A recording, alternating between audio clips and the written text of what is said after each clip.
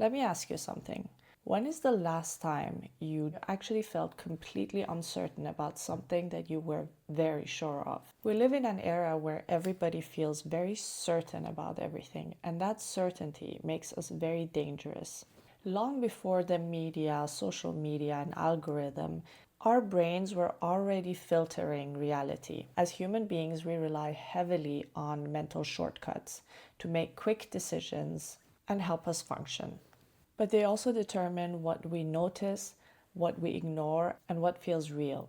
At any given moment, our brain receives about 11 million bits of information per second.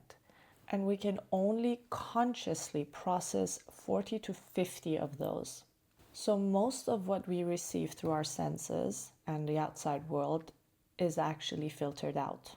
We are experiencing reality the way our brain has built it. But the interesting thing is that we don't experience this filtering as a bias in us.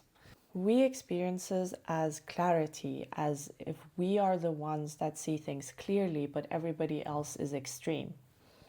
Emily Pronin called this the bias blind spot.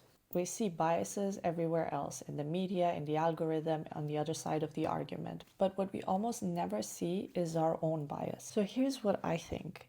I don't think the problem is so much that we live in an era of misinformation.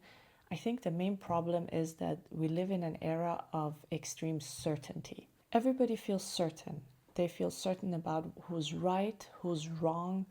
But if our brain is filtering most of the information that we receive based on a reality that it already believes in, the question worth asking is, how certain can we be about our own reality? And that's the question I want to leave you with. Not to make you doubt everything, but to give you a reason to hold your certainty a little bit more loosely, to look at the world with a bit more curiosity. The most dangerous thought in 2026 is not that we might be wrong, it's being certain without ever asking why. Thank you for watching.